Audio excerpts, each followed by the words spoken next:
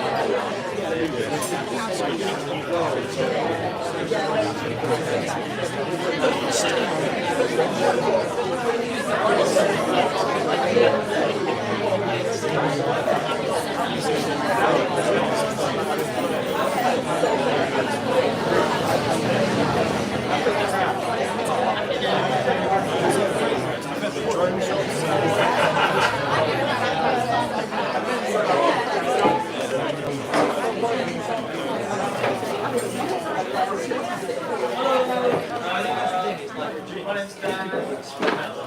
But just in case you haven't, my name's Dan. This is Velo Domestique. We're a cycling cafe. We sell coffee, food, and we have a fully functioning workshop. Our head mechanic Mike Stone is over there. He's a bit of a local legend. But yeah, I just want to say thank you so much for coming along this evening. Adam asked us about 2-3 weeks ago about potentially hosting something. So I'm stoked that someone came out to check out his talk. I'm sure it's going to be a good one. Yeah, I'm sure if you guys want to hang out for a quick afterwards, you're more than welcome to go around and ask any questions. I hope you enjoy it. I'll hand over to Adam.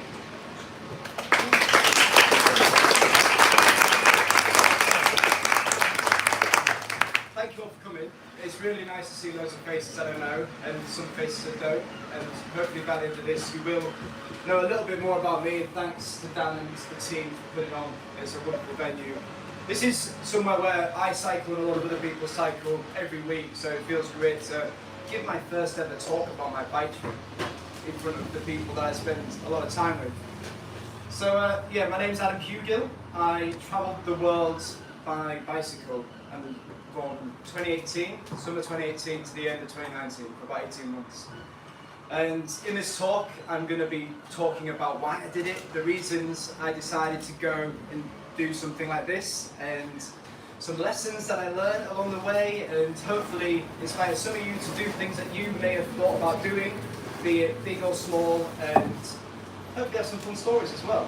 But it really all started when I was a British Army officer. So this is me in about 2015-16 on the Salisbury Plain, not too far from here, and it's all I'd really wanted to do was be in the army, and it was like a big part of my life. It's something I'd put a lot of time and energy into.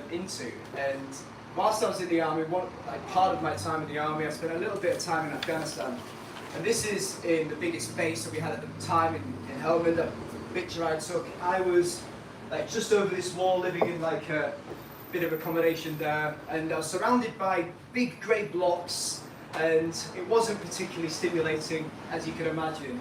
This is my room. I wasn't a tidy army guy. This is my bedding, which is weird. It was just there. So yeah, I had air conditioning, which is a lot better than a lot of people would have out there at the time. But whilst I was here, I was really escaping into books, as a lot of us do. It's really the only escape I had mentally. And I read this book by this guy who went around the world by bicycle. It's called Alistair Humphreys. He's a Yorkshire bloke who's, I read his books, and didn't know anything about bike touring. I didn't own a bike at the time. It was, I think, on offer on Kindle. And these are the two books here. And I was reading about this guy that went through Siberia and Africa and South America, and I'm like, joined the army to be adventurous, and I'm stuck in a really drab, grey place surrounded by death and horrible things. And I was like, I think there's something else here. There's something I could maybe do. And the idea of going on a bike trip just was in my mind. So this is as good as it got. I'm in a tent in Afghan at the time. Not really seen an awful lot, but I started cycling, and with my friend Ollie, who I was in the army with, armed with deck shoes with socks. And we had no idea what we were doing. I bought this bike off Facebook Marketplace for about 200 quid. This is just a seat post rack with a rucksack and a Sports Direct 10, which was horrible. Ollie the same, he's got issued army kit on the back of his bike. We had no idea what we were doing. And we decided to cycle through France and Belgium and Luxembourg for about 10 days. And we slept in this tent together, which is like horrible, yeah. It's like when it rained, it was like sleeping in a plastic bag. So it was like a bag. There was one night in the Ardennes, we like both up in the tent, like dying. But we did this long trip, and my mind was kind of set on like, what about doing a bigger, longer trip? And this kind of just spoke, like set a fire off in my brain, I suppose. And these are the reasons I had in my mind. Can you see all of them? Yeah. In my mind why I wouldn't go on a big bike trip. So self-doubt, being scared of quitting my job that I spent years doing, job security, I was in a relationship and my partner didn't want to do that, I had no money at the time, and I was worried about failing. What if I didn't like it? What if I wasn't good at it? But as you all know, you've seen a bit of the video at the beginning, I did go off and do it. And that's kind of like the headline, is Yorkshireman quits his job to travel the world by bike, but in reality that's not really what happened. What really happened is I went on lots of small journeys for years, loads of little journeys. So that was the first one, but I did loads of other little ones. I cycled around Cyprus, I did a trip in Northern Ireland, and lots of little local trips. And I suppose what you see here is like the culmination of lots of trips. So if you're thinking, oh, I'd love to sail around the world, go and learn how to go on 2-day trips. Start small. Don't go quitting your job to go on an 18-monther with no experience. Probably not great advice. So do lots of little things and it can lead to something big. I did decide to hand in my notice. I was like pretty close to getting promoted at the time. The day I got a 20-year contract from the army, I handed in my notice the same day, and decided I was going to do a bit of a warm-up first, which was through France, into Andorra, through Spain. I met a friend and then went to Madrid, to Gibraltar. I'm going to whiz through this bit a little bit. But a key part of this for me was equally leaving the military and like, what am I going to do for a job? What do I want to do for my future career? And I wanted to do something creative. So I got a camera, didn't really know what I was doing, and thought, I could just make videos about what I'm doing here, this journey, and try and make them good. Like try and tell stories and get better on the road as I was going. So that was a really key part of this journey, was learning a new skill. So it wasn't just biking around, it was kind of like biking, telling other people's stories, telling the world how I felt, and filming when you feel rubbish and when you don't feel great. And cycling through France was an absolute pleasure. This is like a canal, green lane, just sleeping wherever I got to the end of the day. I cycled into Andorra. This was probably even now the toughest climb I think I probably did on the whole trip. This was like week 2. Cycling from sea level up to nearly 2,400 meters there. And then the long downhill into Spain. I met my friend Ollie in Barcelona. It was a bit of a reunion that we did share a tent again, but it was a bit of a better tent. And look at us now, we've got kit, we know what we're doing. And we didn't know what we were doing at first. We were a bit, now even Ollie knows what he's doing. It was really good, spending some time with him. And as I said at the beginning, we took a train to Madrid, and a bit of that was because he wasn't enjoying it. And I was a bit of a mission to get there to Gibraltar on a certain date. And we decided, let's just enjoy this trip rather than beasting ourselves. These are some of the views we saw over the vineyards, and these are olive plantations through Spain, the Via Verdes, the green lanes through Spain, beautiful remote roads with castles, and it's pretty. I'd really recommend Spain for a bike ride if someone wants to do something close. We eventually got to Gibraltar and had to fly home. Flying with a bike isn't great, but you get quite good at it. I've done it quite a lot of times now, so just get all your bags in a post box, throw that into your luggage, and hopefully everything's in your box and comes back on the other side. Okay. So it's just like trying to... So this was the plan. Me and my wife came up with the idea for an Instagram. Was really driven by me, if I'm honest. But Cycling 2 was the brand we kind of put ourselves under. We had an Instagram. The YouTube channel was all focused on this. We started in September. This happens to be my birthday. So if anyone wants to put that into And this was the plan. Yeah, go through Southeast Asia. Start here. In September it's going to be warm there. We didn't want to cycle this way through the winter, through Europe. So it's to start in Southeast Asia, wiggle through Southeast Asia, China, the stands, into Georgia, Turkey, and then Eastern Europe home. And finish in 2020, because it's just, why not, at that time. And we packed all that kit, we got ready. As you can see, really, like a lot of people overcomplicate taking kit on a bike trip. Really what you need is some clothes, some stuff to camping, some bags to put it all in, some stuff to fix your bike, and I had loads of camera gear. And that's pretty much it, some cooking kit. That's really it, and a lot of that's optional. The stuff for filming, you don't really need that stuff, and there's probably hundreds of videos out there telling you what to buy, but at the base of it, it's quite simple. It's like going camping, but on a bicycle, really. So this is me and Lucia. We got our bikes ready. This is in Singapore, outside the hostel. This is day one of the trip. And we set off and stayed with lots of wonderful families. We stayed with Farnan and Ash, who were Warm Showers hosts. And some of you may have heard of Warm Showers. And Warm Showers is a website where you can host cycle tourists coming through your country. So occasionally I'd use that just to recharge the batteries and stay somewhere warm. As it happens tonight, I'm hosting a Warm Showers host who's come from France. Hello. And you've done a really cool trip. We should talk about that as well. But, yeah, Farnan and Ash wanted to do a big trip. They wanted to go around New Zealand, and for them it was quite culturally taboo to go off and not have a family and settle down to go on a bike trip. So them meeting other cycle tourists gave them a little bit of incentive, and they did end up doing a trip for New Zealand and then had a family, and it was really awesome to connect with them.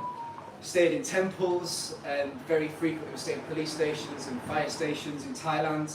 Now, a lot of the roads, I try to get off the busy roads and get on these remote roads that are quite boggy and wet. There's a lot of rain at the time in Thailand. And when I'm not going on boggy roads, it's just like steep mountain climbs, which are really challenging. Like, we did really well to get all the way up to China. And in China, things kind of took a bit of a turn. We entered the border, and on the first day in China, it was quite a horrific day, really. There was a big group of men all cooking this massive pot of rice, this huge pot of rice, and there's all these scooters outside. There must have been about 20, 30 guys, women all over to one side, and the guys are like ushering me over, and I was like, ever the person to go and say hello, so I went over, and this guy with the rice, and then they had this animal in the ground, and it's really sad. They had this, it was basically a dog that was still alive, and they took the dog and just threw it on the fire. And we was both like really quite shocked by this, and not the eating of the dog, it's the cruelty and seeing this the cruel act, really. And yeah, so this was that night. The night we were camping in a forest. I think you can't really see that, but in the background here there's loads of jungle. We're in the southern areas of China, so a bit of a hard start. Lots of big climbs. You can see here it's a 7 kilometer down. That means we had a 7 kilometer climb to get to that point. But they can be quite nice as well at times. But it's not all bad. That same day where some guy did that same day, random, 3 hours later, a random younger lad who's probably about 20, came up on a scooter, and he had these 2 carrier bags. And he just gave us these carrier bags that were full of bread and drinks, and he's just like, welcome to China. And I was like, those two contrasting, I was like, China's going to be wild. And it was wild. That is kind of like, to not paint a negative picture of it, it's like there can be positive and negative all in one day. And as we were going through China, it's only about a week in, Lucia had a pretty bad crash. We was on a road that we probably shouldn't have been on, and just a bit of moss, slipped quite hard and banged her knee, and the Chinese doctors were outstanding, and like really great level of care. She got her knee fixed up, and at that point, to come to this point, this happened 2 months before we set off on our trip, and was on the route. We knew this had happened before we set off, but it wasn't, when we were planning the route, we didn't know about this incident. Tajikistan sits on the border with Afghanistan, so it's typically a safe country, albeit it's on a border with a big river stopping really anyone from Afghanistan coming in, but there's still Islamic extremists in this country that were affiliated to Islamic State, and it was opportunist attack on 4 foreign cyclists. These are 2 of the Americans that tragically lost their lives. And we were getting ready to go through this area. A few months later, Lucia just injured a knee, and I just had this image of basically one or both of us dying, and probably like me having to go home potentially to Lucia's mum and say, yeah, what was this for? And so I don't know, at that point I really started thinking, we both started thinking, what should we do next? Where should we go? Should we continue on the plan, or should we change it? And we decided to change it. We felt more comfortable changing the plan. We was in, well actually the crash happened here in southern China. But just to go back, we'd cycled through Malaysia and Thailand, all the way up the border with Myanmar into Laos, and this is where the crash happened. It's a blue dot. A blue dot means we stayed in a hotel, so lots of hotels to start with. Green means we wild camped. Red is the colour of a host, so only warm showers host. We stayed in Kunming for about a month and then continued through China, Vietnam, Laos and Cambodia. This is what it would be like, typical nights in China when it would be raining and cold. Himalayan plateau, a lot of rain. That was a damp, wet room. This is like a standard meat market on the side of the road, lots of organs, there's a pig in a basket here, cars going really close by, and there's just people would buy their meat, wash it down and eat it. But another concept is like knowing where your food comes from. I saw probably more animals get slaughtered in this country than I've ever seen. And it is quite, we are so protected from that process. And if you choose to eat meat or not, it's a thing I do personally, but I think for a lot of people, they're not aware of where it comes from. And I think being aware is probably quite important. Again, pigs like this, chickens are strapped to the back of scooters. It's a very different lifestyle, as we'd say, but there's a lot of beauty as well in China. These jungles would be wild. Like you think of China, you think of mass population, but in this area, it'd be quite remote and quite jungly. This would be a view literally from the road that we were cycling on, the karst landscapes, the karst mountains, just coming up, almost getting to Vietnam by this point. Lots of funky foods to eat. This wasn't in a touristy area, but this is like locals eating scorpions and spiders. And we got to a point where we'd cycled now for 7 months, and both of us had spent a lot of time together. We'd been together pretty much on and off, like initially like from 17, very much on from 20, 21. And I was 30 at this point, and both of us, I think leaving the military and doing this trip gave us time to think about our future. And we both came to a realization that we probably weren't right for each other at that moment, and we took a bit of time apart. I continued cycling through Cambodia, and at the time I was with a guy called Chris Panaski, a really great guy. If you Google bike tour adventures or bike pack adventures, I think he's just rebranded it. He's got a podcast, which I was the first guest on. He hosted me as a warm showers guest. He had this idea of a podcast to just interview bike tourers. I was like, you should absolutely do it, mate. It'd be great. He's now like hundreds of episodes later. He's lives in Canada. Has a really great life. At the time, he lived in Cambodia.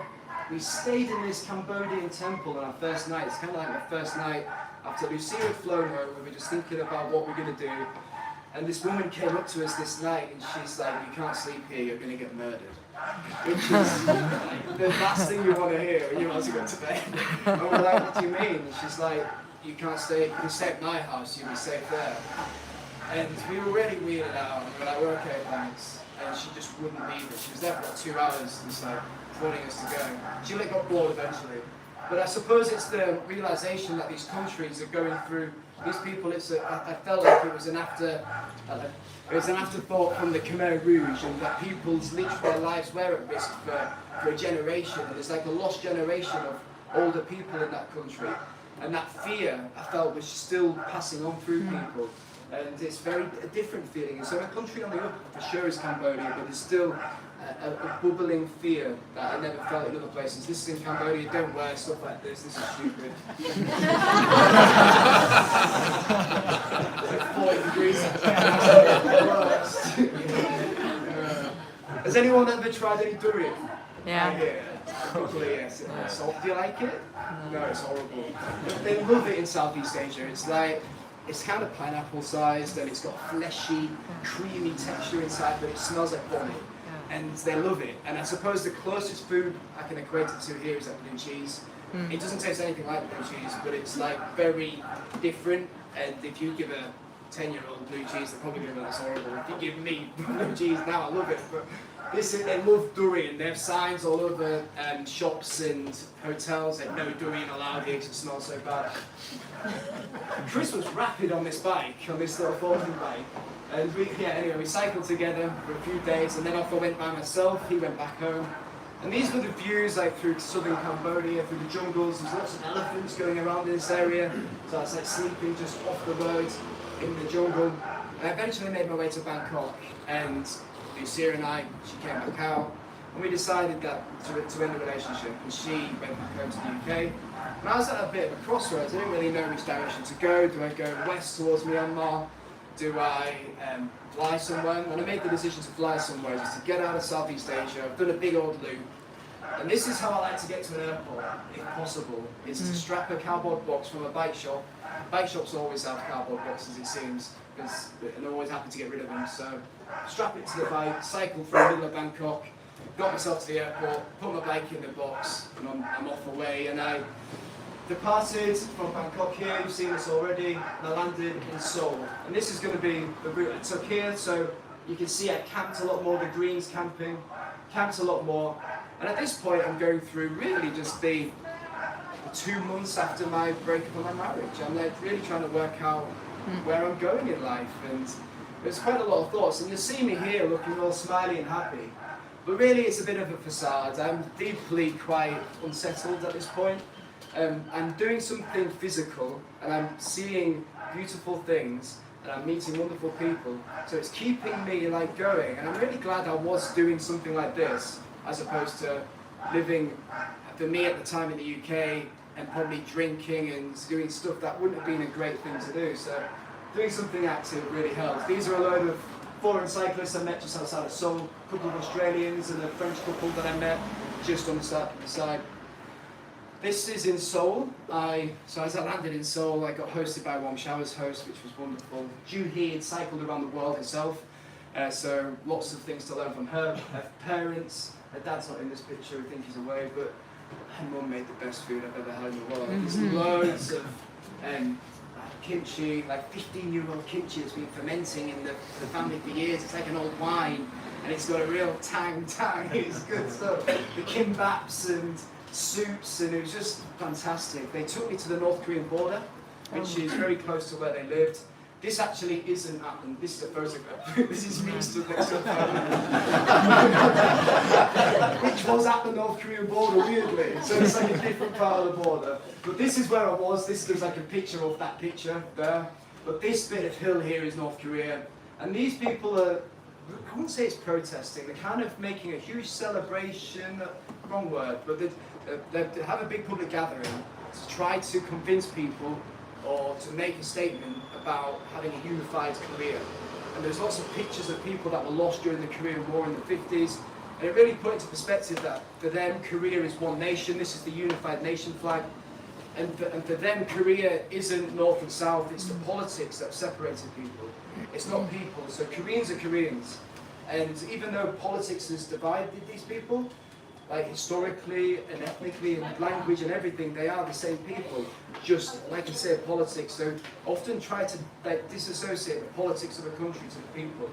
Very often we can get brought into all the politics of that country's bad, and it's not often the case. And I'd even extend that now. I didn't go to Russia and stuff, but it's the same there. Russian people probably are generally all right. They don't want to be fighting, but they could be conscripted, but they're generally probably all right people. It's the politics that make countries not great often. The contrast between new and old in Seoul in particular is always there. It's quite a rural country, but this is in Seoul, a little bit like London, kind of the ceremonial stuff. You've got guys with sweet beards. I think that's stuck on that beard there. It's quite cool. But as you see there, I've got quite a big beard. I've got hair's probably about as long as this, as I've got it now. And I felt a little bit scruffy. I felt a bit like everyone was clean shaven about this dude. I think he probably was clean shaven. But I felt a bit out of place, and people weren't talking to me as much as Southeast Asia, so I went to a hairdresser's. That one here, just in here, this is like a Korean market, got my hair cut, had a shave, made no difference, people still got But I met this family here, they're Americans that were based in Korea with the military. This is Ivy and, oh God, name's gone. But Arthur, here in the middle, he messaged me through Instagram, having seen I was cycling through Korea, and he said, I'm cycling through Korea, feeling a bit lost and lonely, it'd be great to cycle together if you're down for that. And I was like, mega, that'd be great. I really needed a bit of, I don't know, someone I could speak to, because the Koreans were quite shy, often with face masks on, and would be very hesitant to speak English to me, and I didn't speak much Korean. So it was really quite challenging at times. But Arthur from France, there'd just been the news at that point for flying his drone over the capital city of Myanmar. He got a 3-year jail sentence. I heard about it, I didn't connect the two when he first messaged me. So when I said, yeah, we'll cycle together, I didn't know about this. But then when I met him, it all came together. And I'm not criticising him in any way, because I probably done the same with most, to be honest, quite naively, just flying my drone wherever I wanted. He flew it over the Parliament buildings, police officer just next to him thinking nothing of it. Next minute, he's in handcuffs and he got given a 3-year sentence. And that was his, he thought that was it. He ended up doing 3 months of that 3-year sentence. The French embassy helped to get him out. He wasn't a journalist or anything, which I think helped. But he found that a really transformational experience. He talked a lot about how that was probably the biggest positive event of his life. He was in jail with people like locals that had been jailed for 10 years for gambling and stuff like that, things that we just take as normal. And he's now in jail with people that have lost their freedom against governments, which, yeah. This lady gave us some food as we slept on this pagoda, which was lovely. We cycled, he's got a really cool bike, he's got a bamboo bicycle there, which was awesome. And there's a lot of reflection, I suppose, as we're going through this area, and now deciding which way am I going to go after Japan. I'm starting to get to the end. As you get to Japan, there's only really one way off, you've got to fly off Japan. So I'm now starting to really think about where am I going to go next. This was where I slept on the boat from Korea to Japan, just in this little patch here. My bike went up here. These guys were on it all night. If anyone's taking the North Sea ferry to Rotterdam, it's like party boat time. These Japanese people were just on it. Yeah. And we got to Japan, and we went our separate ways. I'm now back by myself, and I really enjoyed this aspect. I think it was probably when I was at my fittest physically. And I think a bit of that was just cycling hard because I had not much else to do. The days were long and the weather would sometimes be bad and it was expensive. It's probably as expensive as the UK to sleep in hotels. My budget, I'd not spoke about this, I had 10 grand really for the whole trip. So my budget was pretty low as far as flights and replacement drones. I lost a drone in Cambodia, I never mentioned that. Camera kit and equipment. So yeah, 10 grand's not an awful lot for 18 months. If you think about what you spend in a normal year, probably spend more than 10 grand every 18 months. Yeah, so cycling through Japan, often slept in urban areas, having a freestanding tent that didn't need pegs was essential. And really urban areas, because it's either rocky mountains, or someone's built on it. There's very little land that wasn't used, either for farming or so I just this was an onsen, like a hot bath, which I've got head and arm, this arm tattoo, you're not really meant to go in an onsen, so I'd hide it, get in, and then get told afterwards, you can never come here again. And I'd be like, okay. But there was so polite and lovely about telling me I'm barred from all these onsens. I'd often go there, and I had a rule that when I was video editing, I would only ever do it with a plug and a tape. Never in my tent, never just on the go without electricity. And it really made it like a deliberate activity. So when I was video editing probably once a week, it didn't become laborious then, it was a bit of a rest day. And as I was camping so much, I was charging drone batteries and everything. I took an adapter with me, that was a good idea. We're going to do a big trip with loads of kit, take one of these power strips. Yeah, lots more shelter because it was always raining, lots of vending machines, which Japan's famous for. And I made my way to Hiroshima. This is one of the only building that was remained standing after the atomic bombs in Hiroshima that landed and killed mainly civilians, and obviously ended the war, very debated topic we're looking into, but this was just the building there. It gave me a bit of time again, just to think about, I suppose, the acts we commit, as humans, and how in the end, it always seems pointless, all these big destructive events, and something big will happen to end it, and then it'll all go again in a cycle. I don't know, it's a challenging thought. This is Nagoya, horrible city. Hated this city. It's an urban sprawl for miles. It was polluted and it rained a lot. But I managed to find a great little spot by the river. So even in these big urban Japanese cities are unlike anything I've ever experienced. They just sprawl for what seems like days of cycling. This was the cycle into Nagoya, beautiful cycle down this valley, and this is Nagoya in the fog in the background here. Oh yeah, this was nice. I had a dove sleep above me, a poodle on my tent. Anyone that's going to go to Japan, I'd highly recommend. This is a route, the Shimanami cycling road, loads of bridges that connect all these islands. It's about 50 kilometers or so, maybe 70. It took about 4 days to do that. It really took the time. Stopped on lots of islands. I met loads of people from Taiwan and Australia and yeah, Spanish from Spain, and just cycled with people, which was really nice, having spent a lot of time by myself. This guy, an absolute legend, he's called Hiroaki. I was cycling up a road after a long day on the bike, and he was just stood there with his scooter with that face. The smiliest, happiest face that you're ever going to see, and he spoke no English, and I don't speak any Japanese really, and he's just like gesturing to follow me. And if a random guy says follow me down a narrow, you're probably taught not to follow them, but you get a feel after a while like who you can trust and who you can't. And I trusted this guy. He led me down this tunnel, pitch black tunnel, and I'm like following this guy into this tunnel. And I'm like, where is he leading me? And as I got to the end, this is what was at the end, this beautiful pagoda. And I was like, oh, I can put my tent. I was so happy, and I was like, thank you so much. And off we went. Next to this was a little toilet, like so I had like a bucket of water over my head. I was so happy. There was a tree with these little loquats and fruits, the little yellow fruits that are really nice. So I picked a load of them, shared them with him, and then off we went. And he came back with a bag. I had a motorbike in the distance, and he came back. And in this bag is like sandwiches. This is a still from a video. Off he goes again, but he came with sandwiches, a tin of beer. And I was just like buzzing for maybe a day or two from that, like that interaction. Even though I didn't have many in Japan, like those interactions. If you ever see someone just on a bike, just give them some food. Like, honestly, like it will make their week. Honestly, I got moved off by here by the police. I was sleeping under someone's cafe. It was like next to Mount Fuji. He was chucking it down. I was like, that was there. But I was getting a bit blasé about that, probably a bit too. That's my best picture of Mount Fuji. It's horrendous. Oh, so looking forward to seeing Mount Fuji in all its glory, but I just got a cloudy day. As I was coming down Mount Fuji, my gear cable snapped. So like, I could still cycle in one gear. And this guy, out of nowhere, just had this ramshackle, kind of like a junkyard, fix my bike. I was so happy. And it's like, these people sometimes just come out of nowhere. And when I first set off, I didn't really know a lot about how to fix the bike.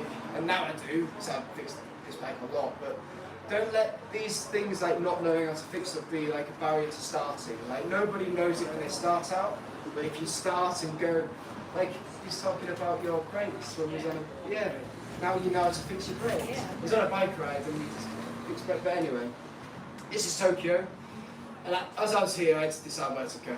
And this was like option one. Let's go to Australia, South America, North. I've always wanted to go to Australia to the point where you can see there's no cycling around Australia. It's like you stop, probably working holiday visa. I got a working holiday visa for Australia, approved, and I was like, right, I'm going to Australia, and then I'll do that. But there was this lingering thought about what about going to Alaska? It kept coming up in my mind, and I was like, what about doing it the other way in Australia? Could wait for another day. And when you're faced with two decisions, Alaska scared me a little bit more. When you're faced with two decisions, go with the decision that scares you a little bit more. You'll have a better experience, you'll have the better life story, I feel. And when you go with that decision, I've never regretted that. So this is a bit of a spoiler of what happens next. I made my way to Alaska, to Anchorage. I then wiggled my way north to here. I then managed to get up to the top of Alaska, down through Canada, through the USA, and there's some flights here, but we'll get to that in a minute.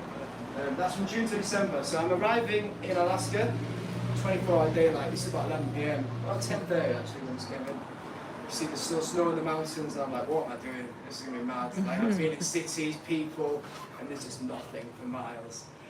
As I arrived, gym for warm showers, and warm shower service was like, I'm going to pick you up from the airport and take you for pizza. Like, honestly, like, that is a happy face. Big pizza, that's a medium. I was like, oh my god. I started putting weight on at this point. And this is his family. He's invited me to his home and allowed me a bit of time to just get my kit ready to go into the wilderness. And this is the amount of food I needed for about 4 or 5 days going into Denali National Park. Lots of still leftovers from Japan and Korea, I think even. I just not eaten at that point. And the classic staple bike-touring food like trail mix. Trail mix in America is great. They always put loads of chocolate in it, which is very nice. But yeah, see here, just popping out, there's a bit of rope.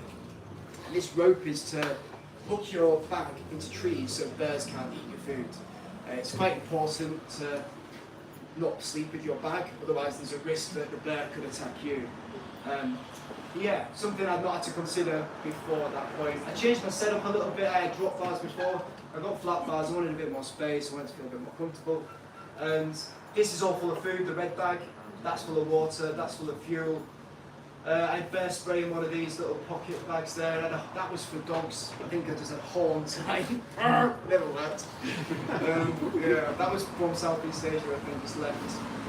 Day one leaving Anchorage was beautiful. This is a lake called Mirror Lake, and I met these people that were, one of them's from America and these guys were from Eastern Europe, and I just spoke to them. And I think something I started doing a lot more, maybe I've regressed a little bit, but I started just speaking to strangers all the time. I see someone cooking, I'm like, oh, how you doing? And I just start a conversation. And I think we can often be a little bit hesitant to speak to strangers. But all the best interactions happen that way. We shared food. Jim came with me for the first day. He was too cold, so I gave him a coat. And his wife later joined us. She brought pizzas. So he shared his food and they shared their food. It was a lovely first day in America. And this was at the beginning, my favourite photo, I think, one of the favourite photos. That's Denali, largest mountain in North America, with my bicycle, which I quite like. Oh, Rob the Dragon. So, this is Rob the Dragon. I was cycling into Denali National Park and I'd been going for about 4 or 5 days, and I'd set up camp in a proper campsite which was free. You could put your kid in a bear container, and he's there smoking a joint, like having a great time by himself in the woods. So I was like, can I join you? Like, random bloke smoking. I hadn't done any drugs for years since I was at university. Since I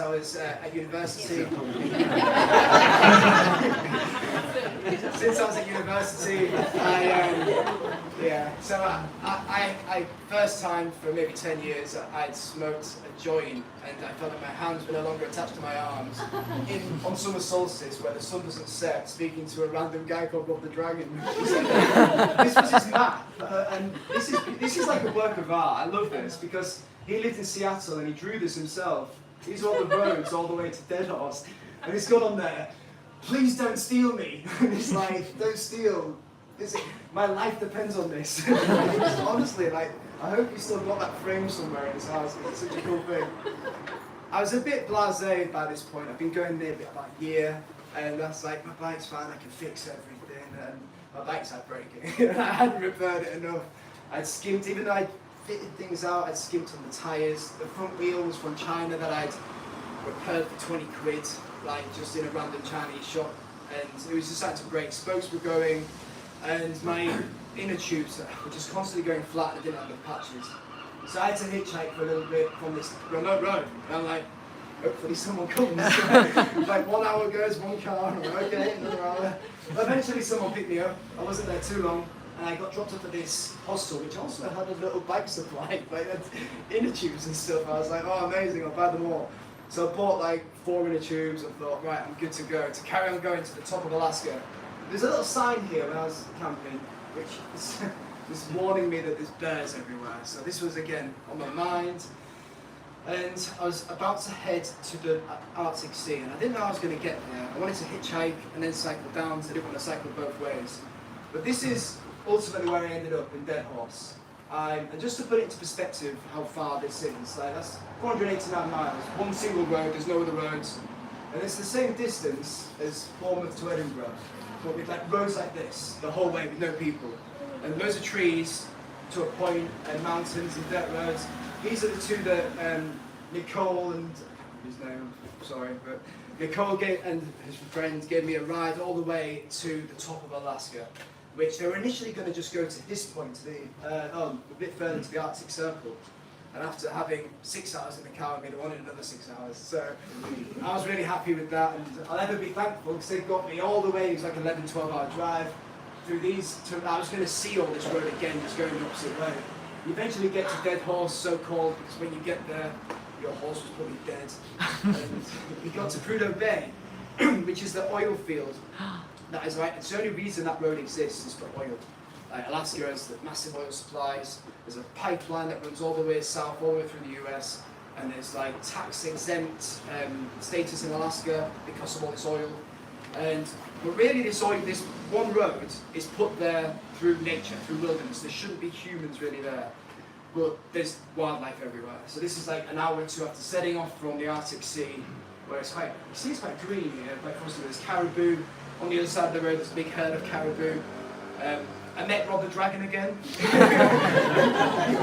I was coming south, it's like the last time I saw somebody. I was like going south and it's like, fucking hey! I was like, oh, I'm sorry, man. It was like, how you got some gas? How'd you get up here? And yeah, it was quite a good moment. And this is what it looked like. There's no trees, so the idea of putting my back in this tree is gone. And I'm like, what do I do with my food? Like, all I could do was I'd eat food, cook my food, and then I'd cycle another 45 minutes or so from where I'd eaten, not be near the smells, not have any toothpaste in my bag, put it all in there, or anything that smelled strong, and I'd just leave it, and then I'd sleep quite far away from it. And then I'd come back hoping I'd got food the next day. And it was that's all I really could do, I thought, and sometimes I was good at that, sometimes I got a bit lazy, but there'd be lots of truck, I say lots, maybe one a day. Sometimes, yeah, there'd usually be one a day, and you'd see it from miles away, because the roads were so big and vast, and there'd be a plume of smoke. I'd just get off to the side of these big old truckers. They all have radios, and they're all like keeping track of these cyclists that are going down there. So yeah, I made my way down through Alaska. I was surrounded by wildlife. As I mentioned, these are muskox, which are big, hairy beasts that only live above the Arctic Circle. This fox came and sat next to me whilst I was eating my dinner, and honestly, I was about 3 days of happiness from this moment. I'm going to skip through this. This is kind of like me just struggling with my bike. It was really bike's breaking. And as you can see, that's the pipeline, that's the road. Trees start again as you start to get further south. I hadn't seen nighttime now for maybe about 2 or 3 weeks, really. Like Anchorage was the last time I saw a bit of darkness. So a bit just dark all the time. Got to the Arctic Circle, I'm about halfway down that road. I think I'm in Yorkshire, really, in that way. And these are the epic views I'd be sleeping with by just like 11 o'clock. I'd be like, alright, better put my tent home. Time got weird. This is kind of the view I imagined all the old hunters, all the old like Neolithic people would have seen back in the day. They'd have seen moose and caribou and been hunting. Quite like the idea of that. And yeah, a lot of this had just come up this hill, looking back towards the north there. That's the Yukon, heads towards Russia, that way, massive river. And eventually got to Fairbanks. I got a message from this family as I arrived. I'm like, gorging my face with McDonald's. And I get a message and they're like, we've seen your journey, we'd love to host you. So I was quite tired. And I was like, I'm ready to see some people. And this beautiful family, Larry and Lisa, I'm still in touch with them both now. And their children, and Gabe, and Katie made this little cycling thing on the back of there. There's a whole flag of North and South America. And I had that as a flag on my bike, and I spent about 8-9 days with these guys, and they took me to church, they took me fishing, caught these massive salmon you might have seen in the video earlier, these huge salmon. And Gabe, he grew up on a homestead that's only accessible by river, and he grew up with all the First Nations people. So as we caught the fish, we'd go down the river, gift one to the First Nations people for fishing on their waters. Really unique experience, and this only again came through hosting people, being on warm showers, and it's one of the reasons I now want to continue doing that. Very smoky, lots of big forest fires in Canada, Alaska at that time. This is like 11 o'clock at night again, sun wasn't setting, but it'd get low and it'd give you beautiful colours. That's one of my favourite pictures. I've got this in my living room on the wall, and that's looking out actually into Canada. This is the Killarney Mountain National Park, and I think 17 of the top 20 biggest mountains in North America are found in this mountain peak. Eventually made it into Canada, and there's a big fire kind of cut through Canada, got into there, and this was in the news at the time. I didn't really know about it until someone says, "Oh, have you heard about the murders?" And I'm like, what murders? And I was a bit worried, like, people would think I'm a murderer, because I was on the same road that this happened, and then I was also a bit worried I might get murdered. So like, you're by yourself, your imagination goes off it a little bit. They randomly went up to some tourists in a valley and shot them and then drove off. They eventually killed themselves, but that was a bit on the mind at the time. Me by myself, these epic views, this lady shared a lunch with me just on the side of the road, which was pretty awesome. But at this point, I'm starting to think, what am I going to do for the future? Am I going to keep going down, or am I going to... I kind of felt a bit like I needed to come home and see family, but not immediately. This is like July time, and I was planning, I started talking about coming home for Christmas. So there's a bit of a, like, thing set, I'm going to come home for Christmas, see family, see friends, and it felt good to have that idea, but it wasn't fixed at that point. This lady, Jess, saw me on the side of the road at the same time that these murders are going on, and I was just camping, and we got talking, and she said there's a festival happening about 400 kilometers away, too far to cycle in like a day, and she said basically she offered me a lift to get to this festival, which was outstanding. But on the way there, it's such a long drive, we had to camp at a place. We camped in some remote cabin in the middle of nowhere. Like, kudos on her for trusting me, to be fair. Just trusting a random person in the middle of nowhere. And yeah, we had this beautiful lake, and we went fishing, caught these fish, and then she gave me a lift the next day to this festival, where there was, this is on the way there actually, lots of birds. These eagles were kind of like pigeons at that point, almost. We've seen them everywhere, which is epic. And we got to this island called Haida Gwaii, which is on the west coast of Canada. This is the tallest peak in Haida Gwaii, beautiful country. I went to a festival there, stayed there for about 3 weeks. Yeah, about 3 weeks, and I started to stop a little bit by this point. I've done a lot of cycling, but I'm stopping for quite long times, mainly because of the people. And going back to the people, this is now in Vancouver, I'm skipping forward a little bit. But the first day I arrived in Vancouver, I got a message from somebody, a woman that messaged me followed me on Instagram, said, "Oh, I'm going on a big bike ride with a group tomorrow, a bit similar to Velo rides. Would you like to join us?" And I was like, "Oh, that'd be great." And it's the first time I've met a community of people that were just like into bikes, and we'd go to this river, go and drink beers and chill out in the river, and I was like, it's the first time I thought, oh, I could live here. I've not seen anywhere. But I had to keep going, I couldn't stop. I got to the USA, and this was the plan. Let's get through the US. Washington State was wet. I didn't actually make it all the way down to the south. The cap was a bit cut out on the top. I made it to San Francisco, and then it started wiggling. Really wet. That's still from a GoPro shot.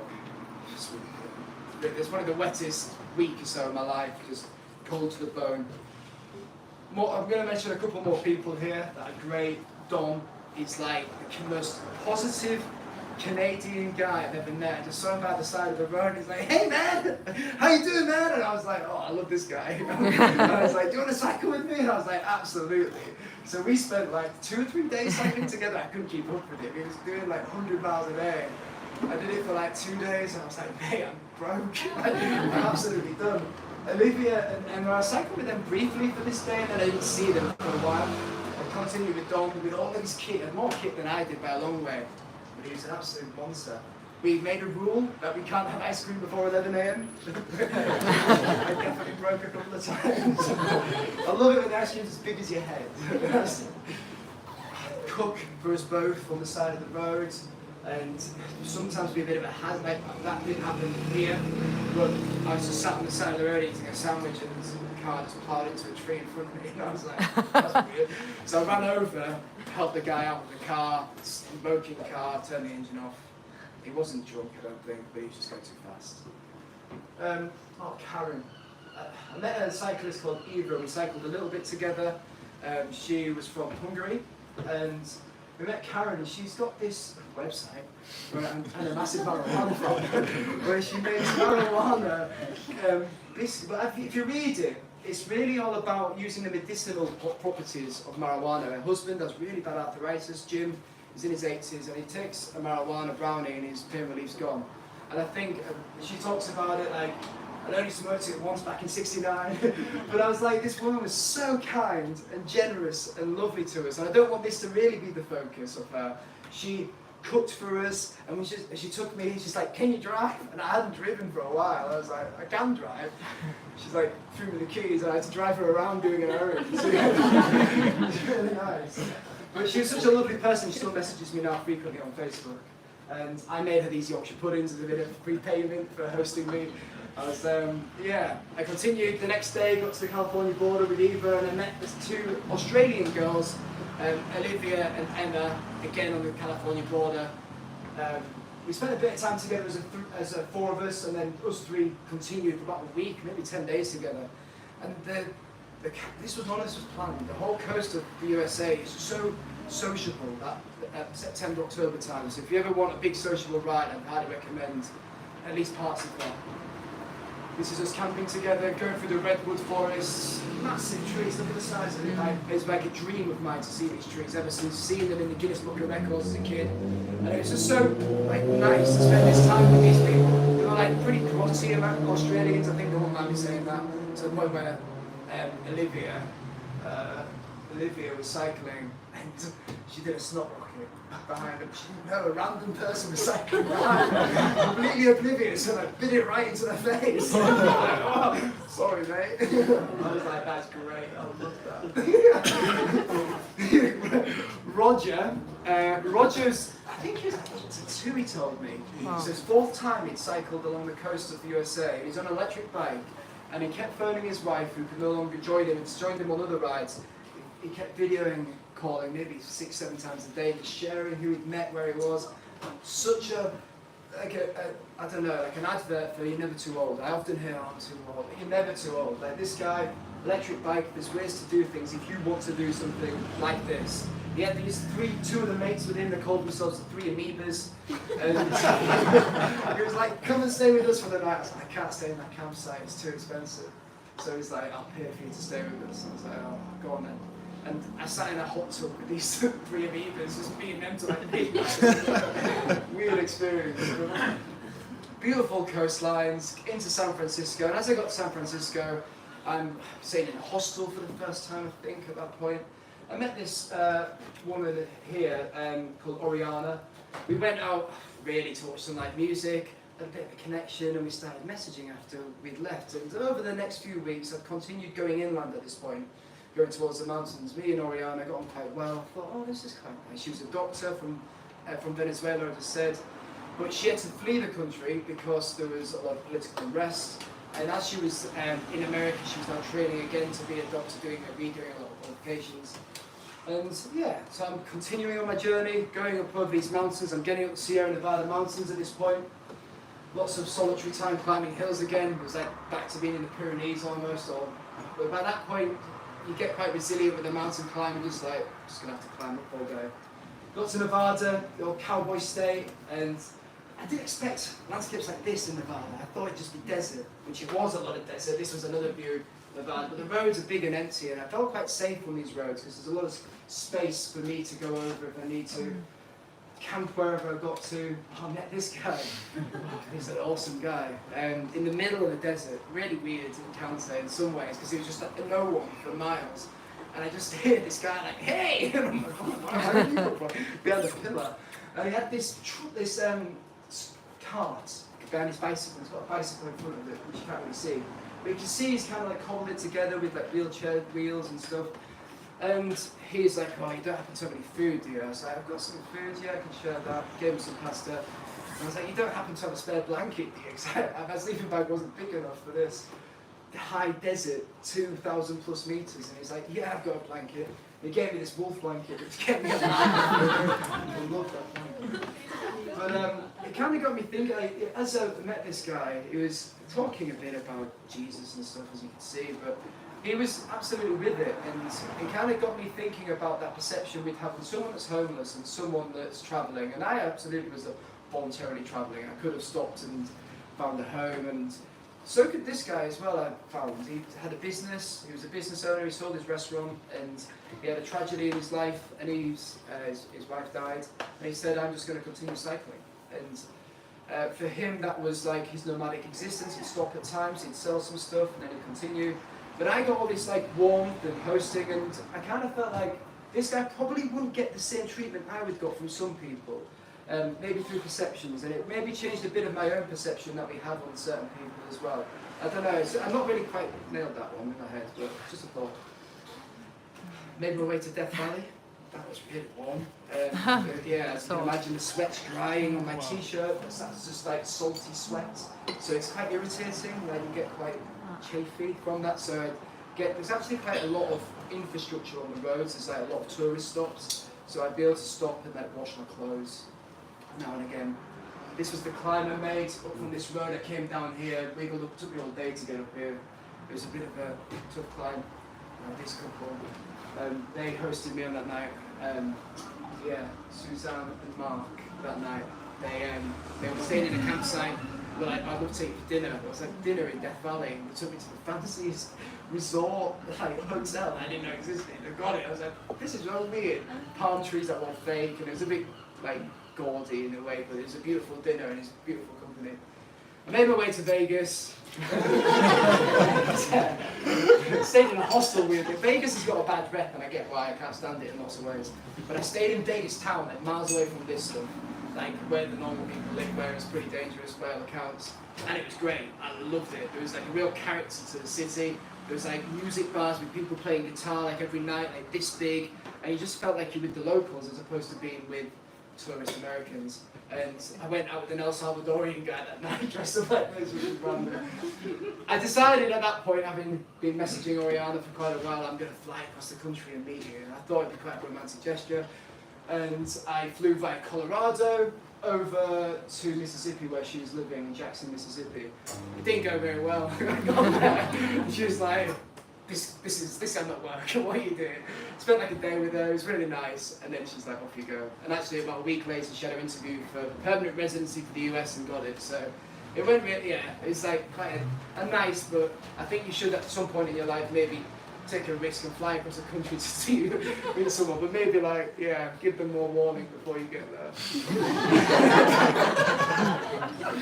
I met this dude, Brian Van Duzer, who's a YouTube guy that I've followed for a while, connected through social media, and I had maybe an afternoon with him. It's really nice to spend some time talking about creating videos and just his life and see the real community that he built in Boulder, and that's really Boulder, Colorado. That's really what stuck with me, is that the group of people that took me to his cafe, similar to this, where I had pecan pie with a woman that I've seen in his videos. A bit weird seeing someone that you've already seen, but it was really lovely and really nice. And I continued cycling, and I was thinking, do I go home or not?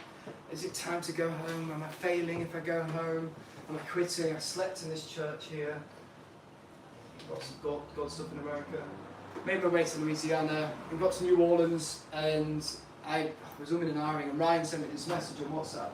Can't really see a lot. Oh, you can see all of it actually, yeah. And then there's me talking about, am I going to go home or not? I put a post on social media, I think on Instagram, about am I going to go home or not. And he sent me this, and it really was the push up that we needed to go home and see family. I did my usual, strap it to the back and get to the airport.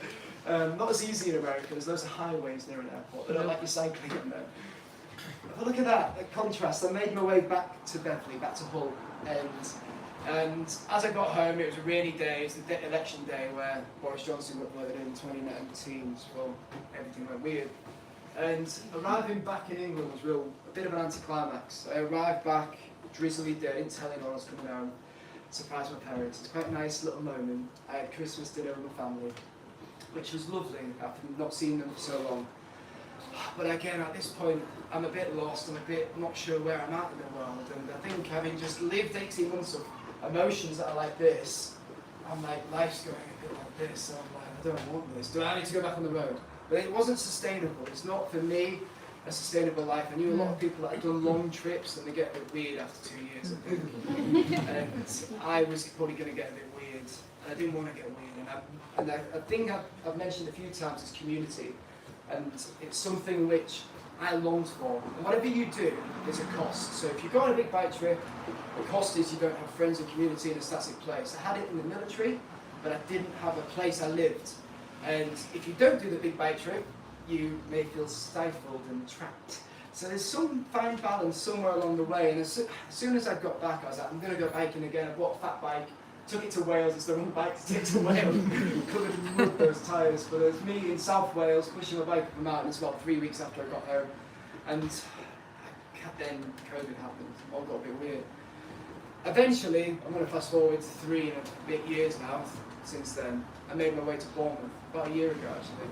And it's quite fitting for me to give this talk in front of all you guys here, because Velo, the group of people here, has been a big part of me building community and meeting all of the people here. We're all part of the community by coming tonight.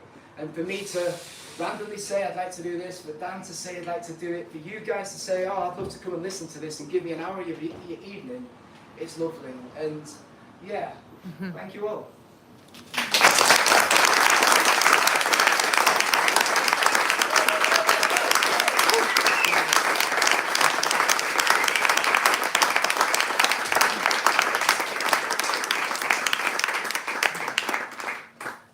I'm going to whiz through these in like 30 seconds. Let's do that.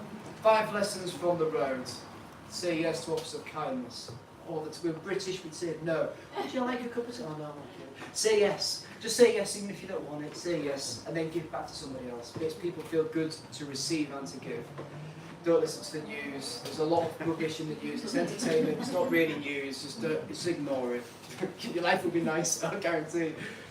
You could drive with less. I had a couple of bags really with some food in it, and that was all I really needed. I now earn stuff, but I need to remind myself almost we can drive with less. Make a plan, but absolutely be open to change. Like, I changed my route so many times. My original plan was to go all that way across the world, and I didn't. But I had the journey I had to have at the time. So yeah, make plans, but change it. And yeah, I touched on that one at the end, so I'll leave that. There's a load of stats here for boring people like me.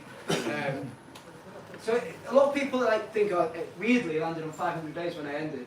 But I only spent 280 days on the bike and 220 off it, which is kind of like a working job if you think weekends and holidays. It kind of works out a bit like that. My average, if you include all of that, is 38k a day. It's not a lot. Most people can cycle for 38k. Well, it was 69 if you just include the actual cycling days. And this is like a breakdown of where I slept. So like guest houses, hotels were 197. Camping, oh, what does that say? That says paid camping, 23, mainly America. Warm showers, 134 nights. That's a lot of hosted time. That's a lot of time with people. And I was on a flight or a boat or a vehicle 5 times. And there's a load of stats of stuff that broke and thoughts. Yeah. Thank you. Any questions from anyone? What's the most number of punctures you've had in a day? It was that day in Alaska, I think, where I was hitchhiked, that picture with the bike there. And I think there's like 4 or 5. It just kept not. It's sealed for like 20k, then gone again. And I don't know. I think my patches were rubbish. I didn't have any tubes, and my tyres were too thin. It was like all those things. But yeah, that was crap. What do you think you want to go next? Do you know, it's funny. It's been a long time since this happened. And I suppose the next big adventure for me is this.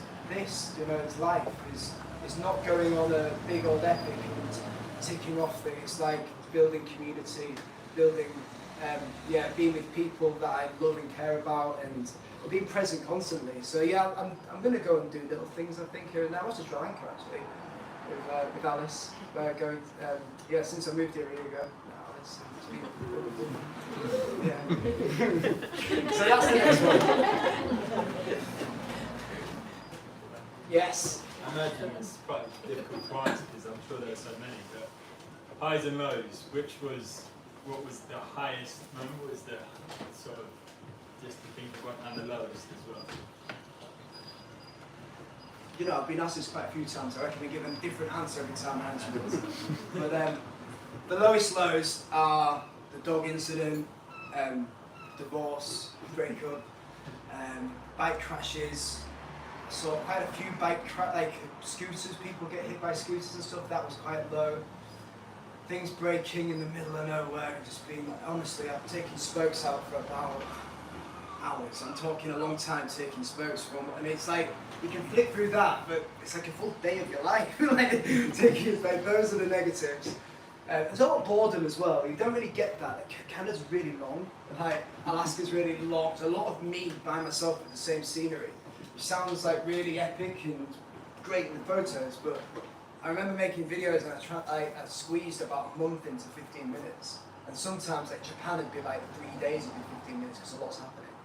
So yeah, the remoteness was great, but also hard. And the positives. There was one day with Lucia where we got a lift to the top of a mountain with these locals, and there was just constant kindness from these locals on the Myanmar border in Thailand. And the rippling mountains I saw into Myanmar on the sun setting over it. Then I got taken to dinner afterwards and was given insects and all sorts. And it was just, those are like the highs. I think going through Alaska and just all those interactions with people. And I think that's generally the biggest highs, is just how someone makes you feel. Like that Japanese guy giving me some food. It's always people that makes you happy. Any more? Is this the first time you've done this talk? Yeah. It is brilliant. I mean, outlived it really well. Brilliant. It's quite easy to talk about something you've done. It's hard to keep to the time, and 1 hour 3 minutes there. So, yeah. I'm giving this talk on Sunday at a festival. And this was kind of like a warm-up, and it's got about 45 minutes. So afterwards, if we're chatting, whatever landed and didn't, what dragged and didn't, genuinely, I need to cut 15 minutes from this. So, yeah, go. Would you recommend scorpion on a stick? I did try it. It looks a bit funky, doesn't it? I don't think scorpion on a stick's going to be alright. I did eat a lot of weird stuff, but that's a bit too far. Yeah. I was going to say, I feel like your lecture was definitely almost more about seeing things and people than specifically being on a bike. But do you feel like there was a tangible thing that you got out of it that you wanted to have? Could you say that question again? At the back. Oh, sorry. So I was just saying, do you think it was significant that you did what?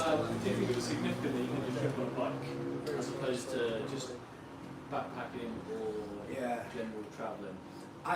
Bike touring in some ways has ruined normal travel for me. It's like I go to normal places and I'm like, oh, I'd love to now get to this place on a bike. And I think if you're backpacking, you're having a very similar experience to lots of people, and you're kind of channeled. You struggle to do the Alaska stuff I've done, you struggle to go to the Myanmar border and Thailand. The bike gives you freedom. China especially, like you can't drive in China without a Chinese license. So bicycles really, as a foreigner, the only way to get about, and you can kind of evade the authorities in areas you're not allowed to go and stuff like that. And you can always throw a bike in the back of a vehicle if you wanted to. So I don't know. Like, I think the bike is so important as part. It is a character in itself in this. Like when you're anyone here that's done any bike trip, of which I imagine there's a few of you. You will experience kindness in a way that if you're in a vehicle, you're cocooned from the world and you're seeing it, and then you get out, and then you're kind of walking in this close proximity, but you can cross continents, like literally countries and continents on a bicycle, but equally it's quite slow. So like some days 39k a day, it's not a lot really. What's 39k from here? It's not great. You don't even really get to New Forest. You know what I mean? So it's like, the bike is important. It wasn't about the bike. I'm not a gearhead. I'm not a bike head. But it is, it is important. Any more? Thank you all.